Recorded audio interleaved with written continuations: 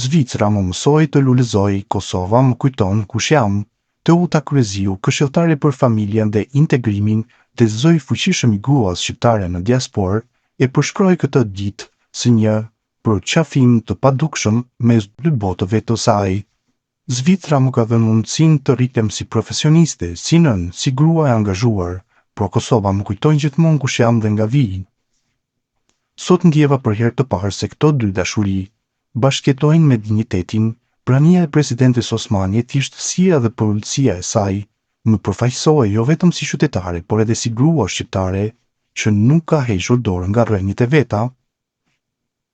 Lumturi Preteni, jurist me vite kontribut në Zvicër që prej vitit 99 foli për një ndjesi shpirtërore të thellë.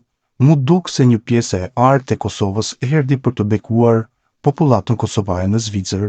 Sot i thash vetes, e kam arritur këtë ndjenjë për mbushjeje. Zonja presidente është presidente e zemrave, një moment historik në marrëdhëniet bilaterale. Për Agim Pepajn, përfaqësues i shoqatës Gjergj Kastrioti dhe figurë aktive në promovimin e kulturës shqiptare në Zvicër, kjo vizitë është shumë më tepër se një akt ceremonial. Kjo është një datë që duhet të shënohet në kalendarin e marrëdhënieve Kosovë-Zvicër. Është fryt i viteve të bashkëpunimit, respektit dhe ndihmës së ndërsjellët. Zvicra nuk ka qenë vetëm vend strehimi për ne, por edhe aleat në rrugën drejt konsolidimit të shtetit të Kosovës. Gratë në diasporë mbrojtëse të trashëgimisë dhe bashkëtesës. Arbenita Zeka Surdulli, kryetare e shoqatës kulturore Bashkimi, përfaqësoi zërin e shumë grave që për vite të tëra kanë mbajtur gjallë gjuhën, kulturën dhe ndjeshmërinë kombëtare. Fakti që dy presidentë qëndruan krah për krah, një simbolik e fortë për ne.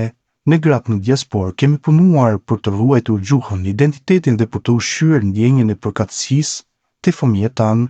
Sot me dorëzimin e dhuratave simbolike kemi përcjellë mirënjohjen dhe dinjitetin tonë si gra që nuk harrojnë rrënjët. Arumë vendlindje në zemër të Zvicrës. Edhe Besa Krasniqi, pjesëmarrëse nga në këtë ngjarje dhe angazhuar në projekte komunitare, foli për një ditë të paharrueshme.